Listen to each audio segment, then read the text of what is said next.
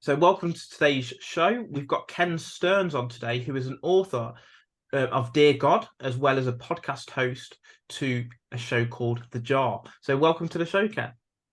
Thanks, John. Thanks for having me. So, before we talk about your book and obviously your show, if you just want to talk a little bit about your story, because I think it's really interesting of how you went from a corporate role, moving to Asia, and obviously into the situation we're in now, which I don't want to give too much away at this point, and I'll let you explain that. So, if you want to go into that, that'd be Yeah, great.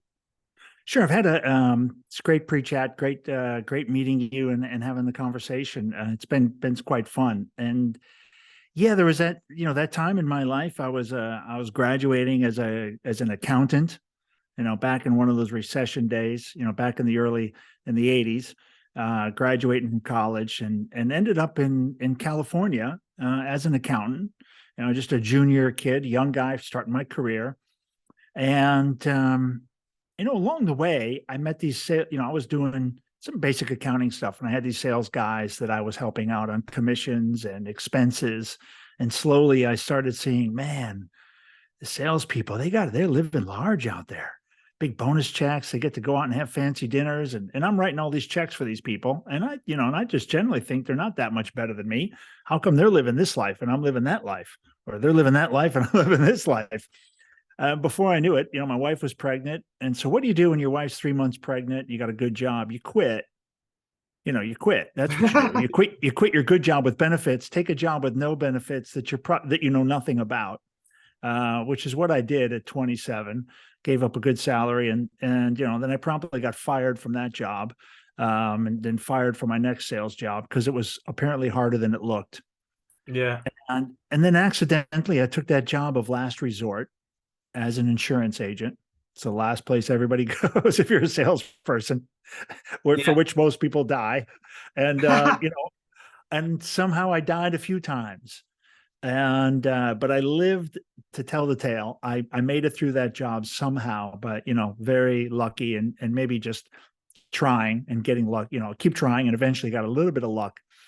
And I developed some decent skill sets around a particular kind of sales process. And I was searching the internet back in 1999, before there was any real internet. So like dial-up style rather than like broad. Oh, it was mode 100%. Yeah. Yeah. Dial-up side, and watching the page load like this, like literally line by line. Yeah. Yeah. It was mad. But mad days. But I was able to get a job in Asia, an insurance job, and they were looking for a particular skill set I had, and moved the family, packed up everything from California like a crazy man, and packed up my wife and kids and the whole house, and off we went. It's a bold move, though, isn't it? To move from, if you think about that from the start of that little segment of the story, because I know you talk about 3 acts of life, don't you? And we'll come on to that as well. Yes. You've gone from an accountant role, employed, which is probably one of the major 5 sort of fundamental careers, isn't it? Like accounting, solid, great job, doctors, solid career, lawyers. Those sort of roles that are sort of valued. But a lot of the time, many people who go into those roles find no satisfaction. So it sounds to me like you've tried to move away both for monetary reasons and satisfaction reasons into a salesy role, which didn't work out. You've then moved into insurance and then moved to the other side of the globe, essentially. Which is a fairly bold move, given that you've got a family and you've got a wife to cross. So how did that sort of pan out then once you did move to Asia, and what sort of countries did you sort of live in? Yeah, it is a great point, Giovanni. The bold, that kind of chasing stuff or running from stuff, right? Which kind of which am I doing? And you're right, the financial side. I got into accounting because that's what people were graduating and getting jobs. I didn't do it because I loved accounting, because my dad was an accountant. I didn't do it for the wrong reasons in a weird way. I didn't do it because it was somebody else's idea. It was my idea, and I did it because it was practical. Yeah. But then, like you said, I got in there and I realized, holy cow, what does this career look like? So kind of that, in my second, if I spend 5-10 years in this role, who am I going to become in the organization? And I think that was also part of my click. Was I saw the CFO and did I want to be the CFO or the head of sales? Yeah. And I was also examining both, and eventually I chose the sales side. I mean, what I would say on that as well is that it's really important to match personality types with job roles. Like for me, you This seem is, like quite an extroverted guy. You know, you're talkative. yep, You can speak well, and you're bubbly. Generally, those people in accountancy, and it's not always the case, are more on the introverted side who yeah, don't have those people skills. So it's very important to try and match up, isn't it? The yeah, job role with your values and the skill sets. That's going to yes, give you and the best chance of being it's a great successful. point. It's a great point. And I did that about, really looked at the two people reporting to the CEO.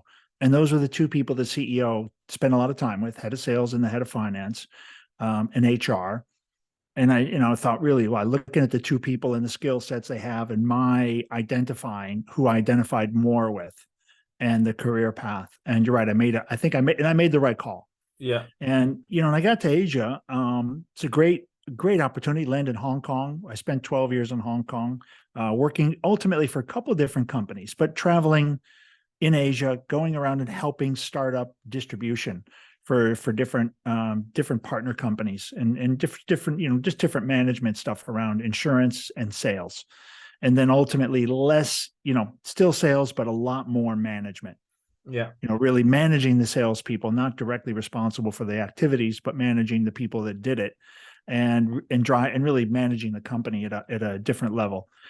And so, my kids grew up over time, and they went back to the States and did their college thing, and they're growing up. I'm a granddad, so I've got that part. So I spent, that first act in my life was leading me up really to California, and becoming a father, and and getting married, and that kind of ends act one, right? You wake up and you're a parent, you're a person responsible for another person. Yeah. That's kind of like that's act two. Yeah, Like, that's when life changes, isn't it? When you no longer just focus on supplying and providing for yourself yeah, and your own urges and desires, but it's the desires of someone you're responsible for. And yeah, that's where the priorities then change, and it changes your perspective and how you go about your day-to-day life, isn't it? yeah. Hopefully you become a different person, Yeah. in a good way. And so I spent that big chunk of my career life and growing up as a person, in Asia. It's kind of weirdly. I mean, a good bit of it in California as a guy, because my oldest was 10 by the time we left. So I spent a good chunk of time in Asia. Ultimately got divorced. My wife went back, and I started to change countries. So I ended up living in 5 countries: Hong Kong, Thailand, Indonesia, Vietnam, and India. And so I was able to spend, 20 years and living in 5 countries, great time. But towards the end of that, that corporate life, I think, like when I was an accountant and thinking about, is this what I want to do for the rest of my life? I was having that, what do I want to do for the rest of my life? I don't want to be, I'm not going to be an insurance guy in Asia. That's not, and ultimately when I leave the job, the machine is just going to march, Javon, man, the machine just marches right on. Yeah, I think it's a case of regretting not doing something versus regretting Yes. doing something. So, like for Yeah. example, if you'd have stayed in that job forever, you would have Yeah. got to the end of your life and I regret not doing X, Y, and Z. And it's I, better doing. It's worse doing that than it is you changing and doing something that you love and regretting that decision, because at least you've had the clarity of what's happened from that decision. yeah. What kills people is the lack of clarity of what could have happened. Oh, what if I'd have left this job and I'd found something I was passionate about and got married, Mm, etc. Whereas because you're quite a bold person from what you said, you're willing to make decisions based on what you feel inherently. yeah. That's obviously served you well. It's great. I just had a great conversation with an individual, Phil. I'm going to forget his last name. Absolutely fascinating conversation, but it was around change and becoming, um, he's basically around EQ and Yeah, emotional intelligence and the ability to make change and to face the fear and the pain, to put it, he kind of calls it, emotional labor, yeah, to go through the things that are scary and unknown to get to the other side, because we know on the other side it's going to be better. And I had that inherent kind of trust that it, if I went through these things of unknown, I did the unknowns, that I would come out the other side changed, but hopefully in a better way. So it was that I did that. I've done that before in my life, and it worked out good. Yeah. Sometimes it's a step back, 2 steps back, but eventually you are moving forward past where you probably could have gotten. Yeah, it's like it's a case of a head versus heart, isn't it? Like a lot of you, if you'd have stuck with your head, it would have been like, well, accountant, good paying job, I'm going to earn some good income, I'll get a mortgage and all that, versus going with your heart, which is sometimes you have no understanding of how things are going to work out, but it's the right decision to make. Yes. It's kind of weird, really, if you think about it, but it always seems to pan out better than the head decisions based on logic and what other people perceive you to be doing or should be doing, essentially. Yeah, because you're feeding your ego, your ego, right? Your fear of the ego. I was just sharing with Phil about, I've got a boss who leads really because he's the smartest person in the room, and he always has to be the smartest person in the room. But then very weirdly, he puts other people on a high pedestal, being very and puts himself down. Yeah. And other situations, he's always got to have this position where he knows where he fits, and he's in that ego phase, and it's powerful conversation.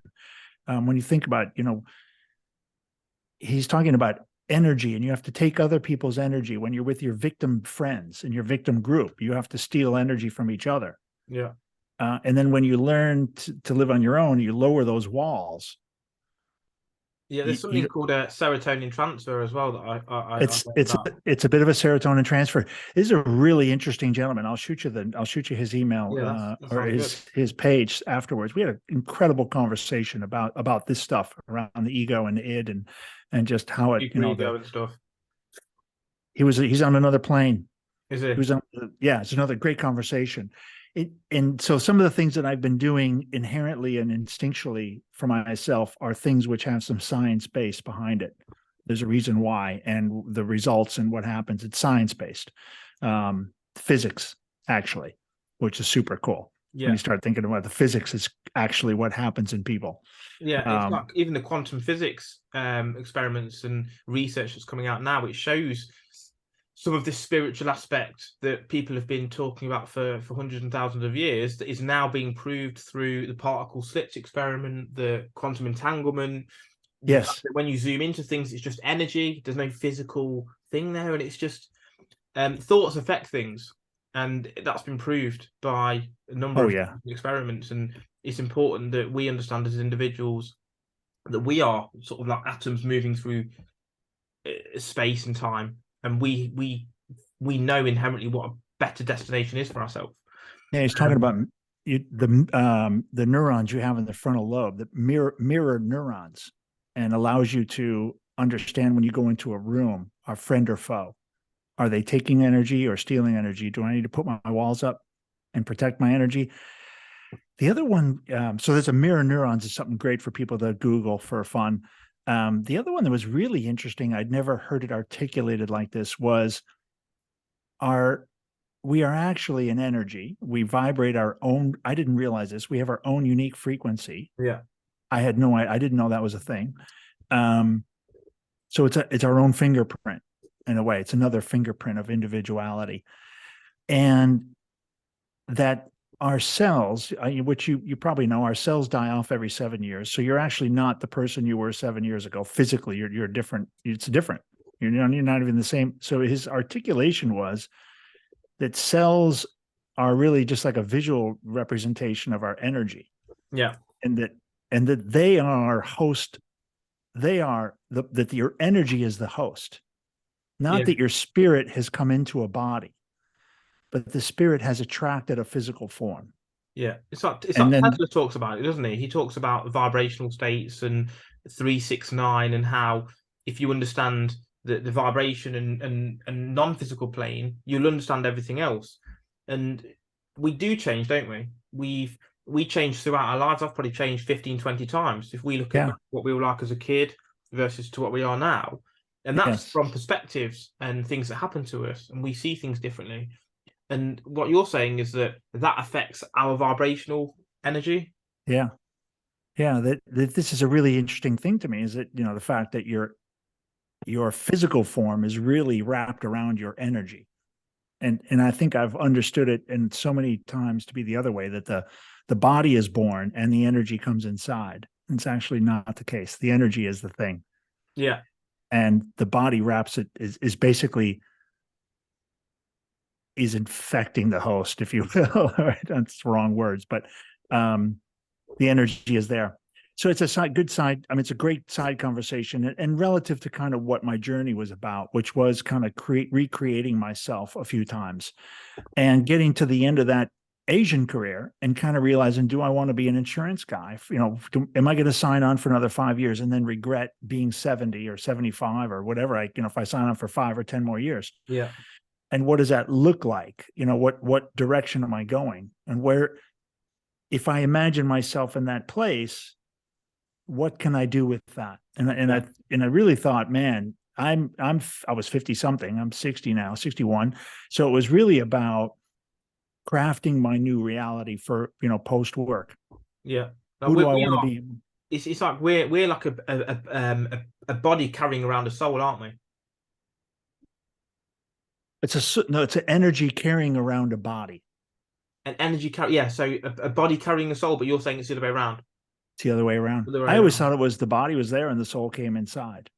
And I think after today's conversation, I think I totally understand it now. We're an energy created, and the body is just physical representation. And this energy does not die, right? You cannot kill or create energy. So you can't, there's no such thing as creation in a way of inside the womb. Yeah. Energy is already somehow, I don't know where it comes from, which is a really crazy ass question, which really I didn't get into the whole conception thing with him, which I'm fascinated to go back and have that conversation. Where does the energy come from at conception? When is a fetus or the cells, when does our energy frequency actually come in there? Or is it there at the moment? You know what I mean? Wow. Holy cow. This is a whole different idea. Isn't the energy already within the cells?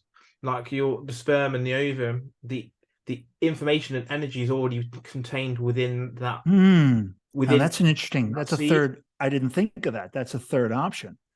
Is that the energy is in the cells? Yeah, it's like if you plant a tree, what is it? A seed might be a few millimeters wide, and it's a tiny little thing, and out of that grows 100-meter tree.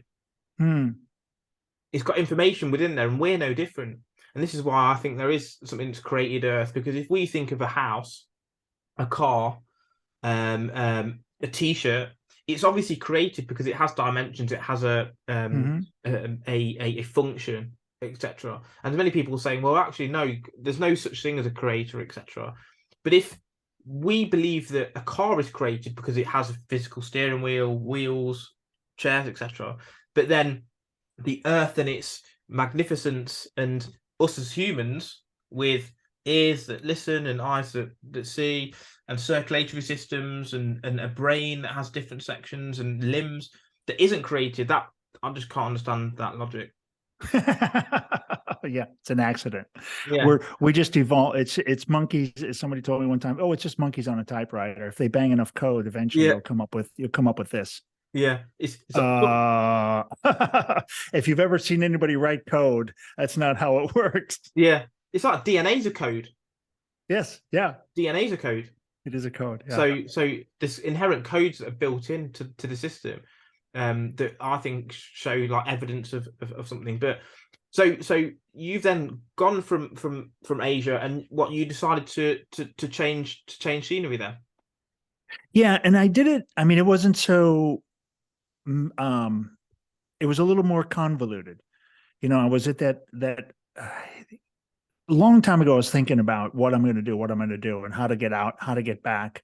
And I had this idea of being a public speaker, kind of an interesting, okay, fun, cool idea. I could do that. I do it at my work. It'd be easy transition. And then, I find out you got to write a book. Oh shit. Okay. So I made some half-assed attempt to write some books, and then I wrote the wrong books for being a public speaker. I had the wrong title, Dear God,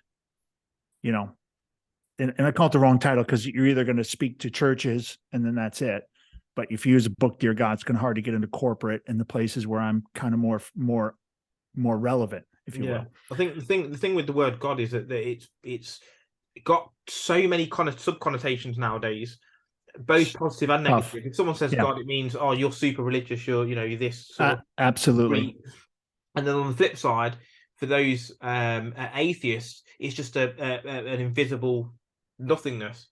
So what people are trying to use now is like source energy and the universe and change words, creator and energy and all this sort of stuff. But it basically they're all synonymous words in essence. But the word God has got so many connotations that, as you said, it either turns someone on or turns them off, doesn't it? Yeah, and the turn on part is going to be what is it, 50? If it's 50%, and then if you get into the get into corporate life, it's a little bit more narrow, right? Because people they'll put their guards up to not get put into any controversial space. So anyway, so I started writing a book, and that was part of it. And I picked up guitar. I did another intentional thing. So writing was intentional. I picked up guitar, started playing guitar. That was an intentional thing. And I didn't know where it would lead. And it wouldn't lead anywhere profitable or anywhere that made sense. It was a thing to do. But it was these acts of doing things that were different than what I did, that had some pain involved, that were intentional, and that had potential to have outcomes I couldn't see, right? That would drive activity, kind of an activity thing. Yeah. And ultimately, they all kind of came together, which is the weird part. I kept writing, picked up guitar, but guitar led me to write songs. And in the songwriting, I stole words from my first book draft. Okay. So it was like a cheat, right? Like my teacher was like, we should write a song. And I'm like, okay, out of the blue. How am I going to write a song out of the blue? I need something. And I was like, oh, I have these books. So I went to the book and highlighted sentences that could become verses. Yeah. And then make up a chorus. And so we highlighted out of my first, literally had the song, the words, 90% of it was done on a Sunday afternoon in an hour. And I was like, wow, this is cool. I should do more. And then very quickly, I ran out of words that I had written from a couple of years before. So I had to start writing the book to steal more words for my songs. Yeah, okay. So you're doing two projects, basically, that were one project in essence. Yeah, and I couldn't fathom how to write a song yet. I didn't know how to write a song. I could use words I had and I could assemble a song from keywords, key phrases, but I couldn't create a song. And so I used that, like you said, I ended up doing two projects. And ultimately what happened was the book won. And the book really, the guitar and the writing led me down the road of completing the book. And the book had enough structure to it that it gave me a lot of, my ideas started to really grow. I mean, like into the process of writing, my brain really lit on fire. And somewhere in there, I came up with the idea to do a podcast. And somewhere in there, I came up with the idea to make the questions from the book and to kind of have this fixed format. And so I've ended up with a show where I'm not an interviewer. I knew that was going to be my weak. One weakness was I was not a good interviewer, and I was a good listener, I thought, but not great. But I would and I would never be able to ask the questions of people, like the smart questions and listening and stuff. So anyway, I came up with the idea: use the ideas in the book to create the questions, and then allow people to sit down and to go through the questions in the book, really. And I think the powerful part that I realized, the idea of being powerful, was that the questions were going to be very heavy. There was nothing, the book is a very heavy book as far as thinking and humanity. And how can I ask these questions directly with people? Or how can I ask them if they don't know the book? And so the idea of pre-printing the questions, of making the questions up myself and letting them pick the question. So if I give you, Javon, if I ask you the question, you could be, if we don't know each other very well, I can't ask you a hard question first, right? I can't ask you, I can talk about what's your favorite color and, what kind of people do you like or don't like, but I can't ask you, what's the difference between faith and trust? When was the last time somebody said, I love you? Yeah. These kind of conversations. So those are the questions in the jar, and they get really heavy really fast. But it's okay. It's okay because it's their question. Yeah, I think how you said it's not okay to ask someone deep questions. I think that comes from like a social element, doesn't it? That you have small talk first. You ask someone's name, you ask a bit about what they are or who they sort of portray themselves as, and then you can go a little bit deeper into relationships, etc. Bit by bit. But I'm a little bit like, from what you said, similar to you in some respects, that sometimes going straight into these deep questions is better than finding out the name of their dog or what they do for a living or, where they went on holiday last month, because it's a much more deep connection. So if we talk about the book first, because it sounds like the music, the books, and the show have some sort of linkage between them. If we talk about the book first, and then we'll talk about the show, and maybe we'll go through a question as well. Yeah. We'll brave through. See if we can brave you through. So I love talking about the construct of the book, honestly, because I still, I love the articulation of it, and I kind of love where it ended up. So there's 4 parts. So it's called Dear God, and it's letters to God. And so there's just 12. There's literally only 12 topics. But on each topic, I'm kind of writing a letter to God, like, Dear God, what is love? Is how it's a letter to God, right? Dear God, what's love? And it's me testing my theories or exchanging ideas in a conversation with God in a way. And so the first there's 4 books: the book of self, the book of others, the book of all, the book of you. Okay. The book of self is yesterday's, today's, and tomorrow's. Your past, your present, your future. Okay. And I call that the battlefield of your mind. That's why it's called the book of self. It's really, and these are things I think you need to be a good, to understand that self-talk and to know how you look at your past, how you look at the future, what you think about today. And man, that's a lot of people spend, that's psychology. This is everything inside there. What's in between that, in that noodle. What sort of questions would be in that first of the 4 books within the book then? Yeah. So, your yesterday's really is how do you look at your past, right? So it's, dear God, what is yesterday?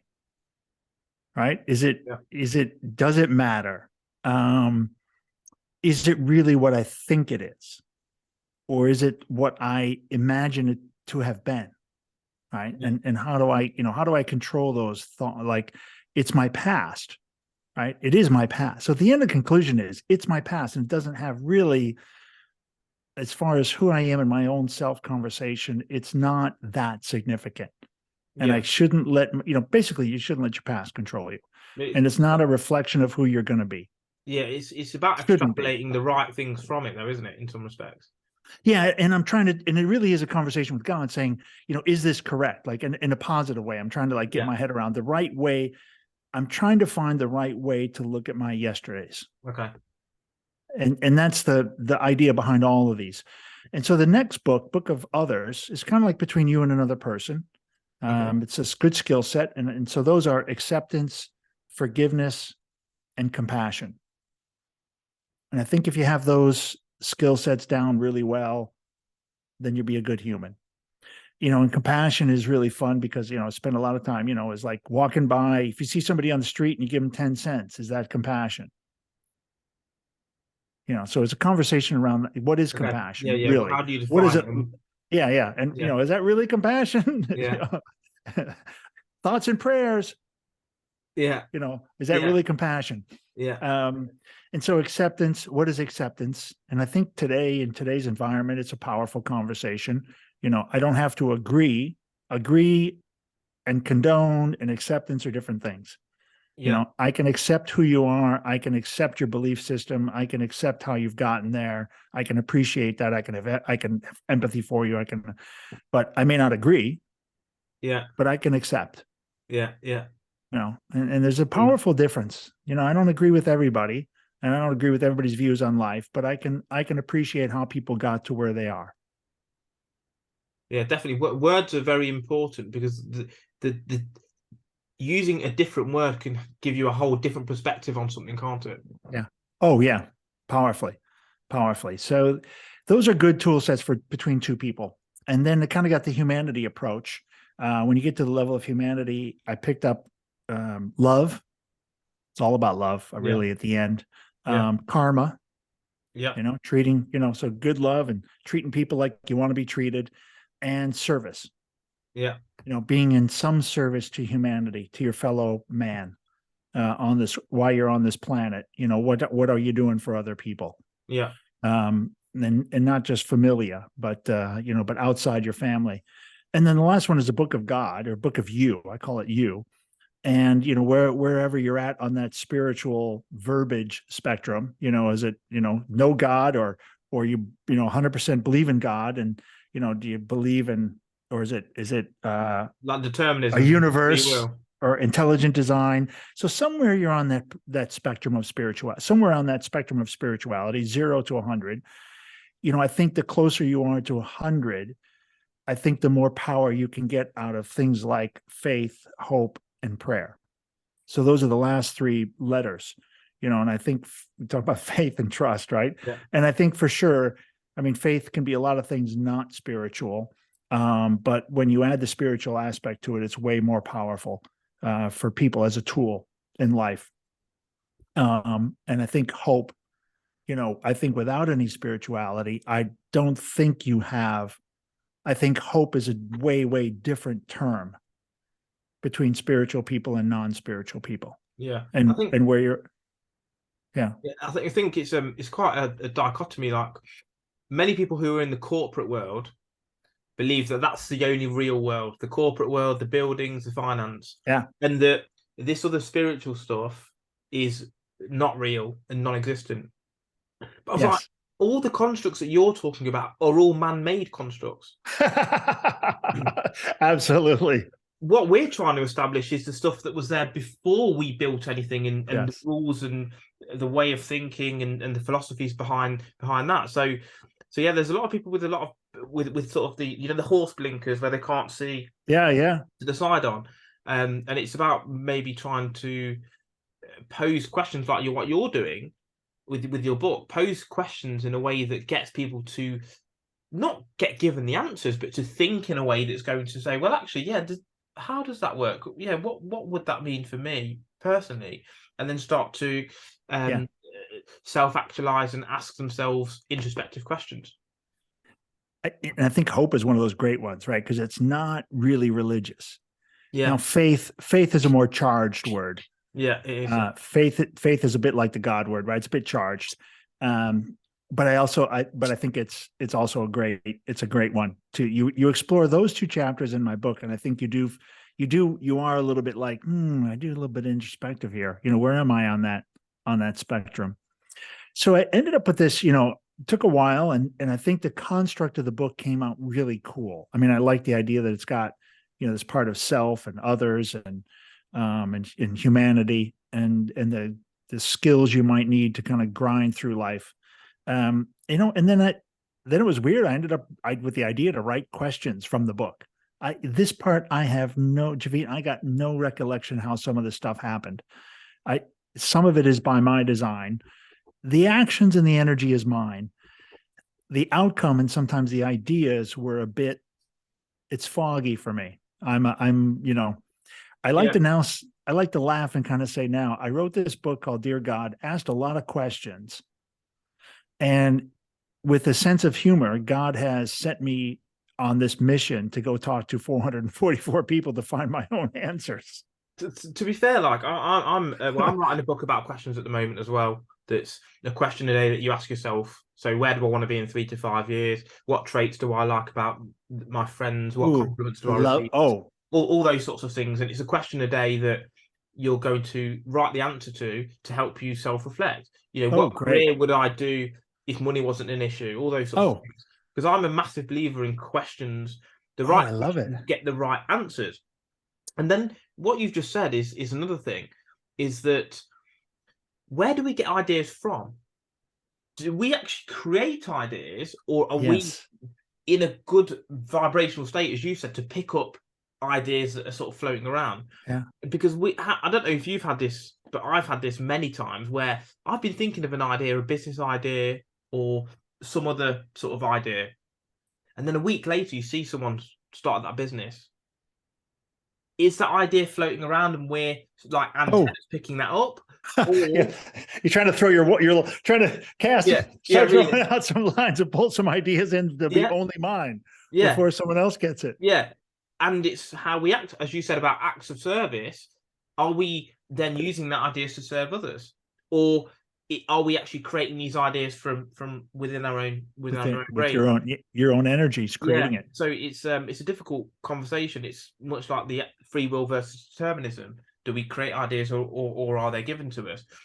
But you've written the book then, and then you've started to create these questions to start your podcast. And I think that your podcast is very unique in its setup. Do you just want to explain how it's so unique in terms of the jar and all that comes with that? Yeah. So I think a couple of things that make it, I mean, first off, there's not many traveling shows. So a lot of podcasts are typically in a city or remote. So there's two things. One is it's traveling. So I'm moving across a country. The other one is it's face-to-face. So that's another dynamic that's quite interesting, I think. So it puts it into, I'm into a small group of shows instantly with those two features. The parts that I thought would make it successful were like maybe any show, which is the concept, the questions, the host, and the guests, right? Getting the right guests on obviously is important. But it's also how you use the guest, right? The guest, and it's not just the guest you pick because they're famous. It's the guest. I'll just leave it as the guest, right? And then what you do with that raw material is dependent upon the host being a really good host. So it's like, okay, I got to be really good at my job. We got to find decent humans to talk to. I've got this really cool construct, which is people choose their own question, which is also very different. And pre-printed questions is different. So this idea that the concept is it's a pre-printed question. There's 444. It's fixed. Now, every jar is a fresh 444. I shuffle them up, change them out. You got a fresh set. And so people, this is, if anybody listening, I commissioned 4 jars. So I had an artist, a glass artist, make 4 jars, and they're big, substantial. I mean, it's heavy. That thing's like, it's got to be 4 or 5 kilos, thick glass. And so the idea is that people pick their own questions. So we sit down, we have a little pre-chat. I get to know people, often in their home, quite often in their home. So that's another weird thing. The podcaster comes to you. And we sit down at a table, we set up the mics, and we put the jar down between us, and it's facing the client, it's facing the guest. And it gets wild. Almost, I'd say about half the time, people, I call it insta regret. And it's kind of a joke, but they pull the first question and they're like, oh, okay. Like, whoa, it's going to be an hour of this. Yep, it's an hour of this. Yeah. It's good though, because I think obviously, as you said, you've got a few unique parts, haven't you? The questions, the fact that you travel around, and maybe something we've not spoken about is the fact that you now are in like a camper van or something similar. And you travel around to different states, giant delivery vehicle. Staying in hotels where appropriate as well. And you're on your own little adventure.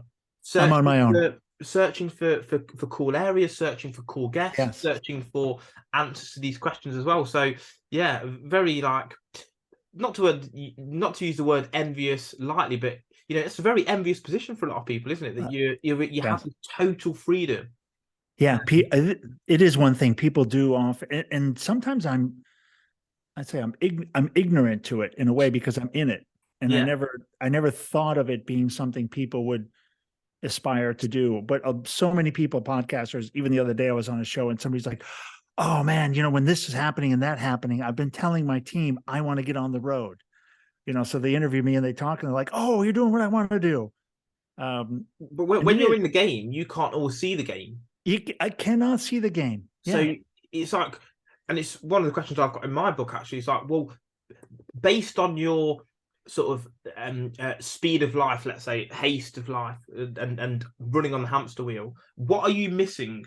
So if you was one of your friends or family members, what would you see that you're maybe not seeing with your blinkers on? And it's good to look at things at different levels like that, isn't it? Yeah, it's been good this month. I've done quite a few. I mean, from April until December, I was only doing the show. I was so focused. I was like a hamster on the wheel, man. I was grinding. I was a dog with a bone. I was chewing this thing. I planning for, 2-3 years. And I was just, I was just eating it up. I was just going. And man, I pulled out in December and I, took a break. It took me a few weeks to kind of just reflect on what I had done. I was still a little bit, I'd say a little bit fried. I went a little bit too crazy. But at least it's your hamster wheel. It's not, you've not been thrown on this wheel by the corporate machine and said, and been told to run until you pass out. And you have an hour break and a sleep pattern. Right. You have built your own wheel. Absolutely. Because you enjoy the wheel so much, you ended up running probably a little bit faster and longer than you should have done. But again, that's what life's all about, and reflecting and saying, well, actually, this is good up until a point. What do I need to change and adjust the sail moving forward? Yeah, it's totally exactly what happened. I built my own hamster wheel, and I loved the design, and I built it like I was a corporate guy back in my corporate days. So it's kind of like I designed it for a corporate, my normal speed. But it's been great sharing. This last month, I've been sharing with a lot of people like yourself and your audience what I've been doing, because now I have a story.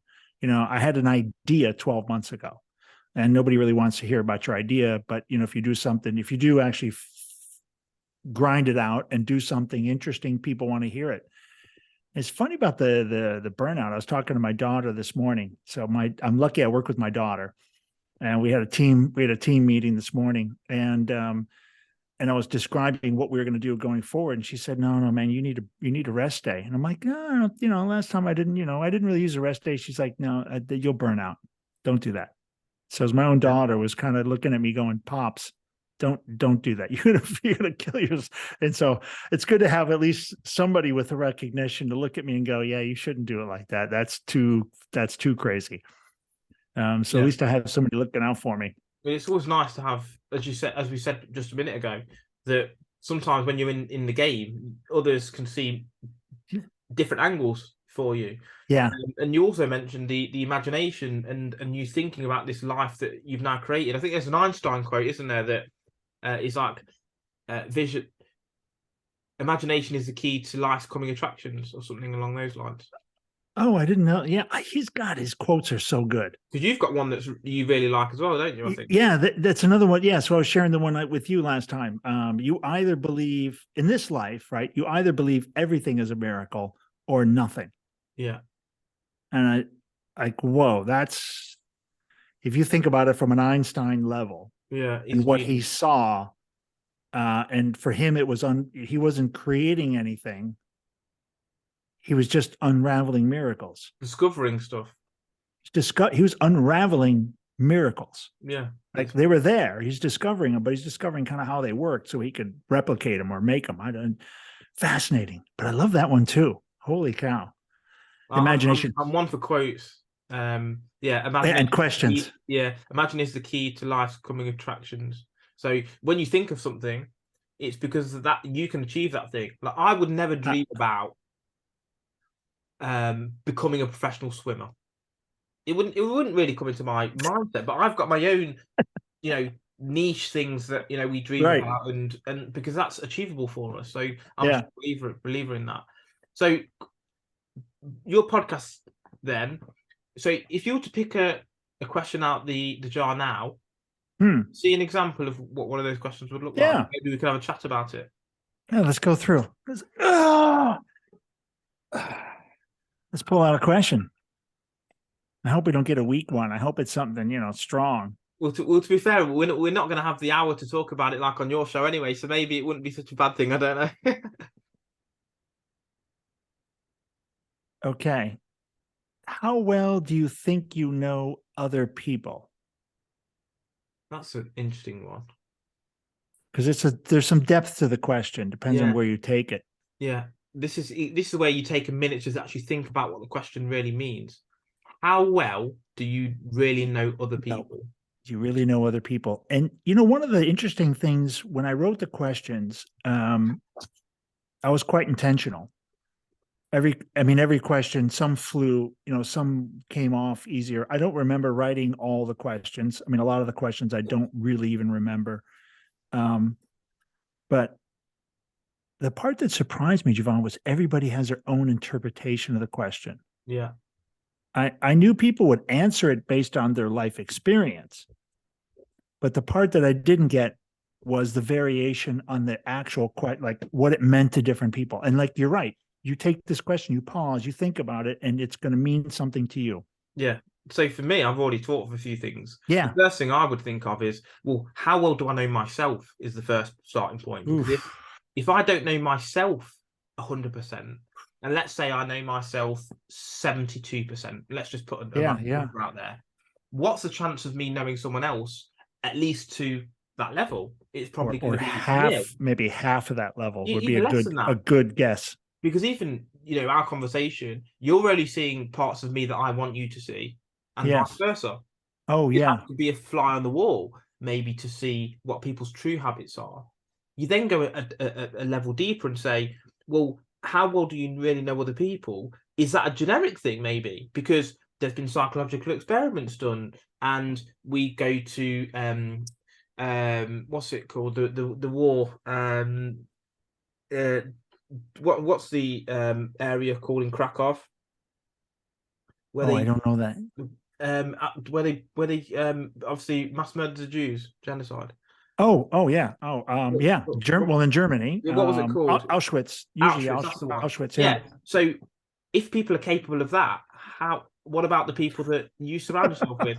If because they are individuals as well, and there's been studies done, like Milgram study in 1960s, where people in white coats told other individuals to electric shock people in the next room, and just because it was a guy in a white coat, they went through and electrocuted the person next door. Now there wasn't anyone next door, but it was trying to work out if people did bad things based on authority.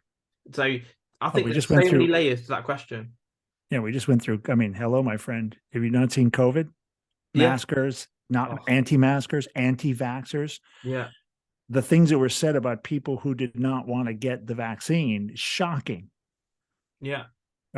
Even a lot of government officials with very shocking things to say about people who had not taken the vaccine. We are a nanosecond from an Auschwitz.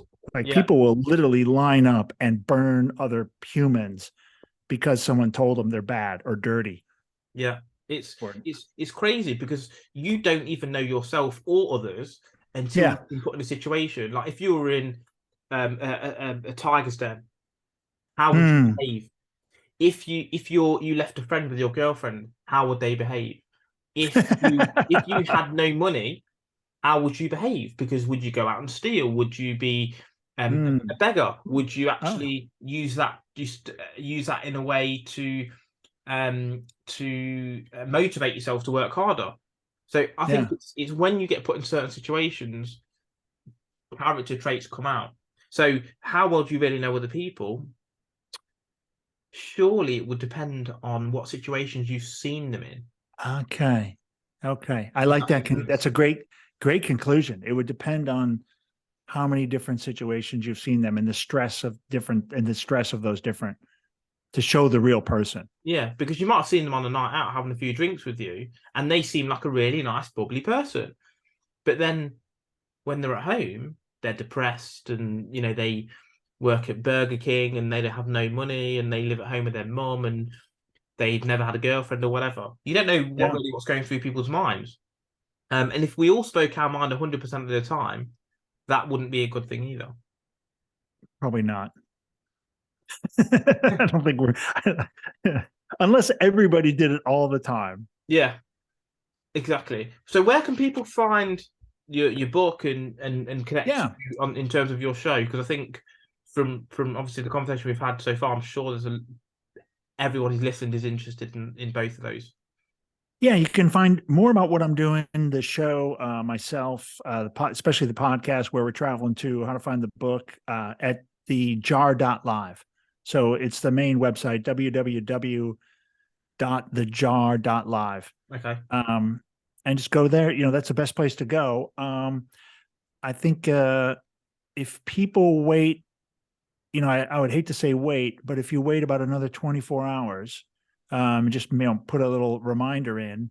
It'll take me maybe 24, maybe 36. I will have, when you go to the website and you register, put your email in, I'll be able to get you a link back to the first part of my book. Okay, perfect. Yeah, so we'll leave the notes in the description. Yeah, when does this go live? When does this go live? Probably in the next 24 hours or so. Okay. But we can always update, we can go live and then you can update the notes and stuff. And update the, okay, great. Update all the information. Yeah. But yeah, so just before we sign off, one final question. So where are you at the moment in terms of, because you're obviously traveling around, and where are you going to next? Yeah, so I'm in the East Coast of the United States, in Georgia, state of Georgia, right near Florida. And so I'm headed over to, I'm going to Atlanta. So on the 22nd, I restart. 22nd, I go to Atlanta. Then I go to Charleston, Savannah, Jacksonville, all the way down to Tampa, Florida, down there, almost not at the bottom, but most of the way down Florida. And then I start my journey back up and along to the west. Like so I've got about 50 cities to go. Man, you've got the dream life, mate. I'm telling you. Any final comments, Ken? I'm sorry? Any final comments before we sign off? Look, I think, for the audience, one is Javon, thanks for the time, man. I really appreciate it. It's great talking to you again, yeah. I love it. And I think just to, I'm stealing the summary of all the people that I've had so far. So I've had 200 guests, and there's really three things I'm trying to articulate better and better each time. The first one is, no matter what you're going through in life, if you're in a tough spot, you're in a tough place, this shall pass, right? I mean, this too shall pass. And this too shall pass, though, is also for good times. Yeah. So if you're riding high and things are going great, breathe it in, enjoy it, lay down and appreciate it, because this too shall pass, right? We're ups and downs, man, good times and bad times. So if you're in a bad time, don't worry, ride it out, keep grinding. The other one is, you're good enough. Just like you're good enough as a person, a human, and don't let anybody tell you you're not good enough. Don't, that's just bullshit. And who you are is inside you. You're good enough. Well, you may not be fully polished or evolved, but everything you need is there. You're okay. Don't worry. You are good enough. And I've seen it through, and that's not me saying, it's people who have been through the shitstorm have told me this, right? About what they're looking back and coming through it. And the other one is, if you're in a dark place, a little bit different than, the other one, you're not alone. So my analogy right now is, if you're in a dark place, you're in a dark room, reach your hands out. There's somebody next to you in the darkness. Yeah. That also needs a hand to hold. So, you're not alone. You're not going through this alone, man. There's a shit ton. And especially now, I think we're in a tough spot in society and civilization, where there's a lot of depression, a lot of mental health issues. So reach out early and often. There's so much good tech out there, so many good ways to find help. And if you need anything, if you're in the US and you're listening, 988 is a suicide hotline. You can talk to somebody, text somebody right away. Great advice, Ken. Thanks, Javine. Well, thanks so much on the show, man. You've been a great guest. Love talking with you. We had a blast off air as well. Yeah. Of times. Yeah, already. Yeah, look forward to checking out your bits as well. Yeah. Stay in touch, Yvonne. Thanks, everybody. Cheers.